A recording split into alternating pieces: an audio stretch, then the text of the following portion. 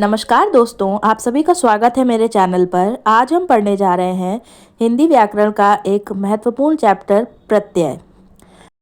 अगर आप 5th से लेकर 10th तक किसी भी क्लास के छात्र या छात्रा हैं तो आप सभी के लिए ये वीडियो बहुत उपयोगी होने वाला है। तो चलिए समझते हैं प्रत्यय क्या होते हैं। जो शब्दांश किसी शब्द के अंत में जुड़कर उसके अर्थ में परिवर्तन ला दें, ठीक है, यानी कोई भी शब्दांश, शब्द नहीं शब्द का अंश यानी छोटा सा टुकड़ा, ठीक है, जैसे ता, वाला, आनी। अभी आगे समझते हैं शब्दांश क्या होते हैं, यानी शब्द का छोटा सा अंश, यानी छोटा सा शब्द, कोई टुकड़ा शब्द का, ऐसा शब्द का टुकड़ा जो किसी और शब्द में जुड़ जाए। कहाँ पे जुड़ेगा? अंत में, यानी पीछे की तरफ। जैसे पिछले वीडियो में हम लोगों ने उपसर्ग पढ़ा था और उपसर्ग आगे जुड़ते थे, उसी तरह प्रत्यय कहाँ जुड़ते हैं? पीछे जुड़ते हैं, ठीक है। तो कोई भी ऐसा शब्द का टुकड़ा, अंश जो किसी शब्द के पीछे जुड़ जाए और उसके अर्थ में परिवर्तन ला दे, मतलब उसका मीनिंग बदल दे, इसी को हम लोग क्या कहते हैं? प्रत्यय कहते हैं, ठीक है। तो क्या परिभाषा होगी? जो शब्दांश किसी शब्द के अंत में जुड़ जाए, यानी शब्द का कोई छोटा सा टुकड़ा। शब्दांश का मतलब क्या? शब्द का टुकड़ा। तो कोई भी शब्द का टुकड़ा जो किसी शब्द और शब्द के पीछे जुड़ जाए और उसका जो अर्थ है वो बदल दे, क्या कहलाएंगे? प्रत्यय कहलाएंगे, ठीक है। चलिए आगे देखते हैं। जैसे एक शब्द है दूध, ठीक है, मूल शब्द हमारा जो मेन शब्द है वो दूध है, उसमें हमने जोड़ दिया वाला, ठीक है। तो दूध तो आपको पता है एक पदार्थ है, और हमने उसमें जोड़ दिया वाला, तो वाला क्या है? शब्दांश है। अब दूध में हमने जोड़ दिया वाला तो क्या बन गया? दूध वाला। तो दूध का मतलब तो अलग ही था, पदार्थ था, और दूध वाला बिल्कुल अलग चीज बन गई, है ना। तो जो किसी मूल शब्द में कोई शब्दांश जुड़ जाए और उसके अर्थ में, उसके मीनिंग में पूरा परिवर्तन कर दे, वो क्या कहलाते हैं? प्रत्यय कहलाते हैं। जैसे लिखा है नौकर। अब नौकर, नौकर में हमने जोड़ा आनी, आनी, नौकर में क्या जोड़ा? आनी, ठीक है। तो क्या बन गया? नौकरानी बन गया। तो नौकर बिल्कुल अलग शब्द था और आनी प्रत्यय जोड़ देने से क्या बन गया? नौकरानी, ठीक है। तो हो गया ना अर्थ में परिवर्तन। आगे देखिए प्रत्यय के बारे में कुछ बातें हैं, जैसे कि ये शब्द नहीं शब्दांश होते। मैंने बोला कि पीछे पूरा पूरा शब्द नहीं जोड़ना है, शब्दांश यानी शब्द का कोई टुकड़ा जोड़ना है, ठीक है। इनका अपना कोई विशेष अर्थ नहीं होता, ठीक है। जैसे ता, ता एक प्रत्यय है कि नहीं? देखिए सुंदर में ता जोड़ के सुंदरता बनाया था, पर ता का कोई मतलब होता है क्या? ता का तो कोई मतलब नहीं है। तो प्रत्यय का अपना कोई खुद का कोई मतलब नहीं है, जरूरी नहीं उसका कोई मतलब हो, लेकिन वो जुड़कर शब्द का मतलब जरूर बदल देते हैं।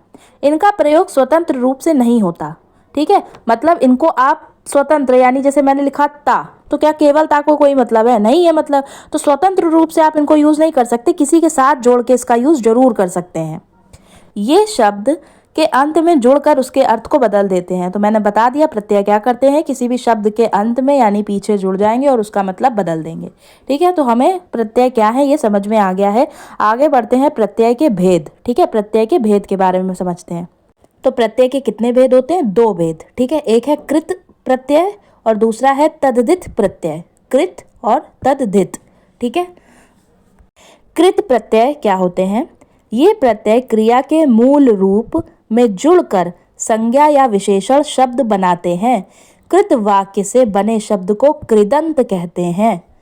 यानी जो कृत प्रत्यय होंगे वो क्या करेंगे? जो क्रिया, क्रिया मैंने पता है ना आपको, कोई भी काम, ठीक है। तो कोई भी काम में जुड़कर, ठीक है, कोई भी काम होगा, ठीक है, उसमें जुड़ जाएंगे और उससे कोई भी विशेषण या संज्ञा को बना लेंगे, ठीक है। विशेषण आपको पता ही है, किसी चीज की विशेषता बताने वाले शब्द।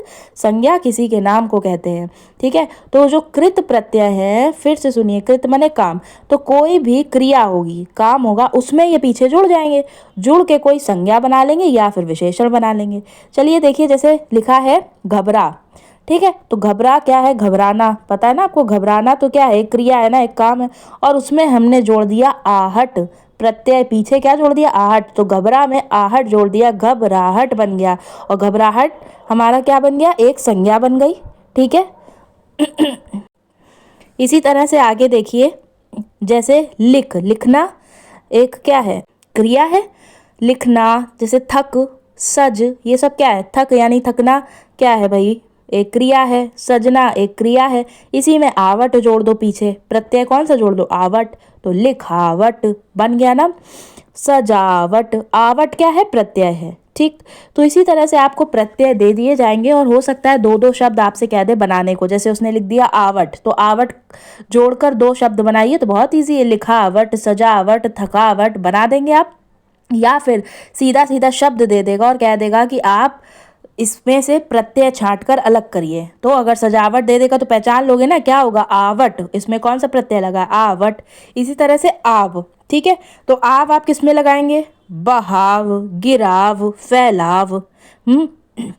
इसके बाद है हंस। हंस शब्द में कौन सा प्रत्यय लगाएंगे, बड़ी ई, बड़ी ई भी एक प्रत्यय है। ठीक है, तो पहचानने को जैसे हंसी लिख के आ जाए और पूछे इसमें प्रत्यय क्या है, तो बस बड़ी ई की मात्रा ही प्रत्यय है। हंस तो खुद ही एक शब्द होता है और उसमें बड़ी ई की मात्रा प्रत्यय की तरह प्रयोग कर दिया है, बन गया यहाँ पे। ठीक है ना, तो इससे जितनी भी हमारी संज्ञा बनेगी वो सारी भाववाचक संज्ञा बनेंगी, ये याद रखिएगा। भाववाचक संज्ञा यानी जो भी हमारी फीलिंग्स होती हैं, घबराहट, मुस्कुराहट, ये सब क्या है, भाववाचक संज्ञा। तो बनेंगी क्या, भाववाचक संज्ञा बनेंगी, ये याद रखिएगा।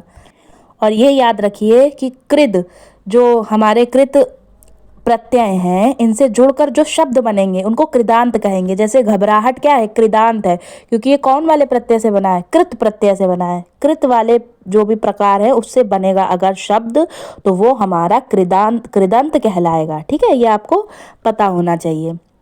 तो एक बार आप इनको अच्छे से रीड कर लीजिए। जैसे पढ़ाई, पढ़ाई में कौन सा, आ ई, मिलाप में आप, ठीक, थकान में आन, कान मत लिखाइएगा, थक तो शब्द ही होता है। ठीक है, तो इस तरह से आपको देखना है। चलिए आगे समझते हैं। अब यह है संज्ञा बनने वाले कृत प्रत्यय। ठीक है, तो आपको देखिए, जैसे कि हमने लिखा झाड़, ठीक है, और झाड़ में बड़ा ऊ प्रत्यय की तरह यूज करा, प्रत्यय, प्रत्यय क्या है, बड़ा ऊ, तो झाड़ू, ड़ा में ऊ की मात्रा लगा दी, झाड़ू।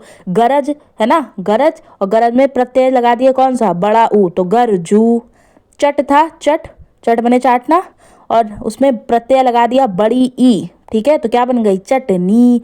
अब देखो ये सब विशेषण शब्द या फिर संज्ञा शब्द बन रहे हैं। ठीक है, कारणवाचक संज्ञा बन रहे हैं। ठीक, बेलन, बेलन किसी सामान का नाम है, बेल था उसमें ना लगा के बेलन बना दिया। ठीक, तो ये सब क्या बन रहे हैं, हमारे शब्द बन रहे हैं, कौन से, संज्ञा शब्द बन रहे हैं, है ना।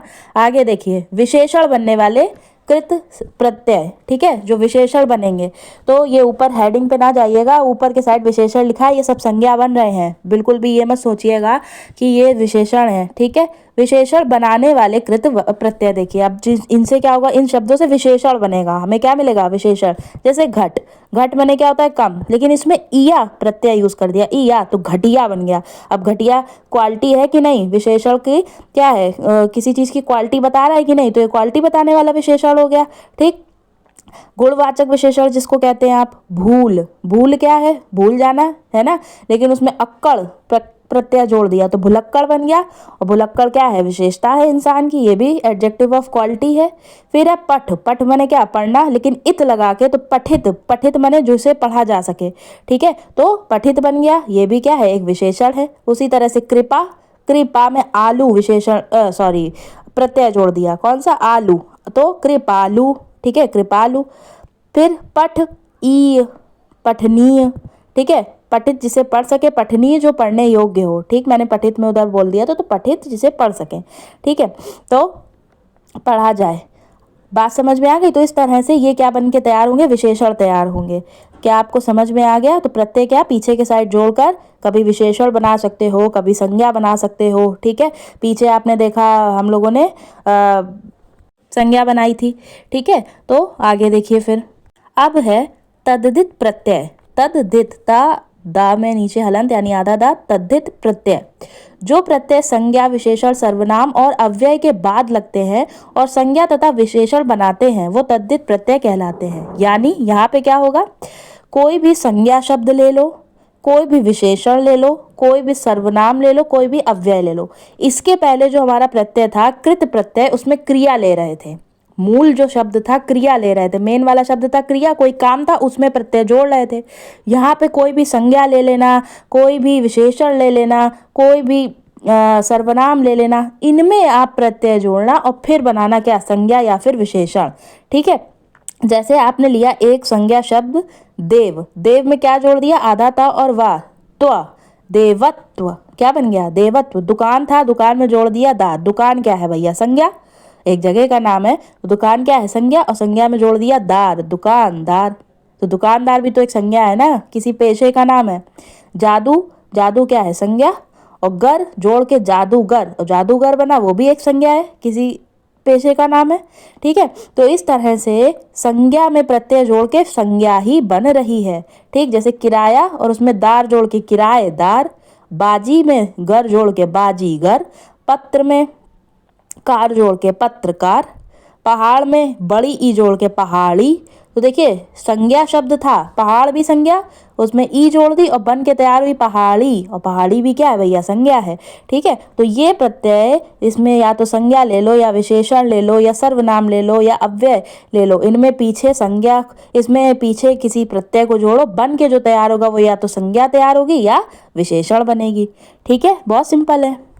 आगे देखिए दोस्तों, विशेषण से संज्ञा, यानी विशेषण में कुछ जोड़ेंगे। अब विशेषण जैसे मोटा, पतला, लंबा, छोटा, इस तरह के शब्दों को विशेषण कहते हैं, संज्ञा के बारे में जो बताते हैं। अब हमने लिया विशेषण मोटा और मोटे में जोड़ दिया पा प्रत्यय, पा। ठीक है, पीछे जुड़ना है तो मोटापा, मोटापा क्या बन गया? संज्ञा बन गई भाई। ठीक, बूढ़ा और बूढ़े में जोड़ दिया पा, बूढ़ापा, संज्ञा बन गई। तो इसी तरह से आप विशेषण में प्रत्यय को जोड़कर संज्ञा बना सकते हैं। विशेषण पता ही है आपको, किसी के बारे में बताने वाले शब्द, उनमें प्रत्यय जोड़ो और संज्ञा आपको मिल जाएगी। ठीक, आगे देखिए संज्ञा से विशेषण बनाने वाले शब्द। ठीक है, तो संज्ञा लोगे और संज्ञा में कोई प्रत्यय जोड़ोगे और बन क्या जाएगा? विशेषण बन जाएगा। यानी कुछ संज्ञा ली, उसमें कुछ जोड़ा और बना सीधे विशेषण।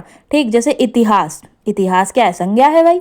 ठीक, और उसमें जोड़ा इक, ऐतिहासिक। अब ऐतिहासिक क्या हो गया? ऐतिहासिक माने पुराना या हिस्ट्री से रिलेटेड, हिस्टोरिकल, तो वो तो किसी चीज़ की विशेषता हो गई ना। हमने कहा ये बिल्कुल ऐतिहासिक महल है। ठीक है, तो ऐतिहासिक क्या हो गई? महल की विशेषता हो गई कि नहीं? तो किसी भी संज्ञा शब्द में प्रत्यय जोड़कर विशेषण भी बनाया जा सकता है। जैसे रस, रस है संज्ञा, उसमें जोड़ा ईला।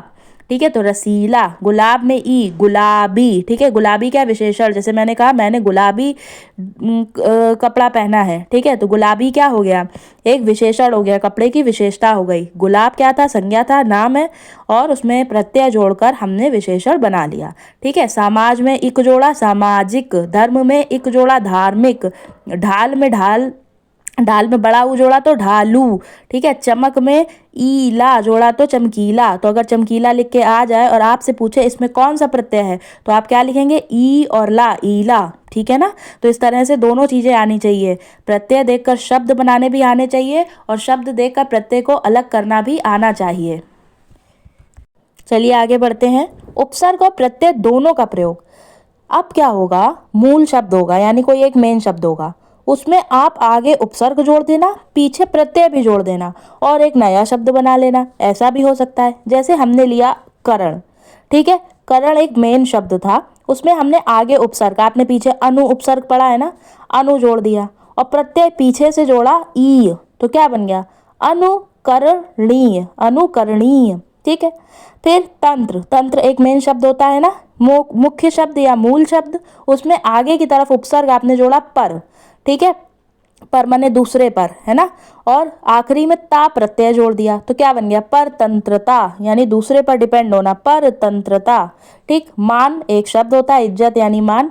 ठीक है, मूल शब्द, और उसमें आगे आपने जोड़ दिया अभी। अभी क्या है? एक उपसर्ग, और प्रत्यय क्या है? बड़ी ई, तो अभिमानी, अभिमानी। ठीक है, घमंडी, अभिमानी। ठीक, तो इस तरह से क्या हो सकता है कि बीच में मूल शब्द होगा, आगे उपसर्ग भी हो सकता है और पीछे प्रत्यय, एक साथ ये सब हो सकता है। ठीक है, एग्जाम्पल पढ़ लीजिए, जैसे अविश्वासी, तो विश्वास मेन शब्द है, आगे उपसर्ग, ई पीछे प्रत्यय, अविश्वासी। स्वतंत्रता, सफलता, फल और सा साथ में और ता प्रत्यय, सफलता। ठीक है, फिर दो दो प्रत्ययों के उससे बने वाले शब्द। ठीक है, तो ऐसा भी हो सकता है, आगे की हेडिंग देखिए, दो दो प्रत्यय, यानी क्या होगा? उपसर्ग नहीं है यहाँ पर। ठीक है, एक मूल शब्द होगा। ये हेडिंग देखिए यहाँ पे गलत लिखी हुई है, इसको काट दीजिए।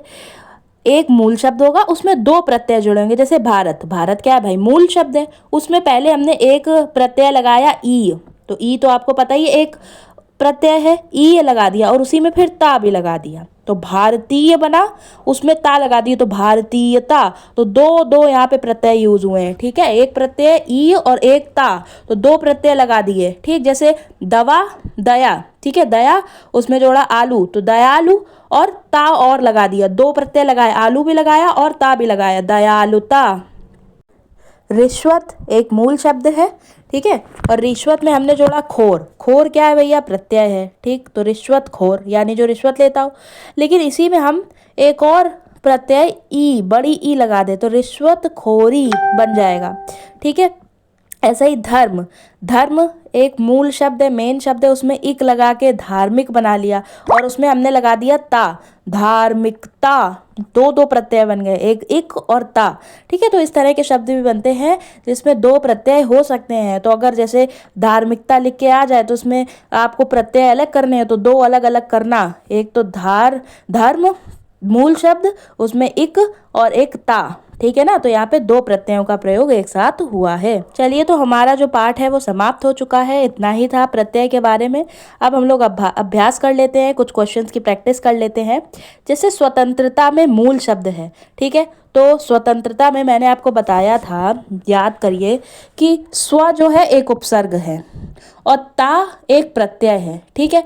तो तंत्र क्या है? मूल शब्द है, ये याद रखिए, वरना बच्चे क्या गलती करेंगे, स्वतंत्र को लगा देंगे मूल शब्द और ता को सोचेंगे प्रत्यय है। तो जिसने बुक अच्छे से पढ़ी होगी, समझा होगा, वही बता सकता है। तंत्र इसमें क्या होगा? मूल शब्द होगा, क्योंकि स्व खुद ही एक उपसर्ग है और ता एक प्रत्यय है। तंत्र बचा मूल शब्द, ठीक है। प्रत्यय शब्द कहाँ लगाते हैं? तो प्रत्यय भी आपको पता है भाई, अंत में लगाते हैं।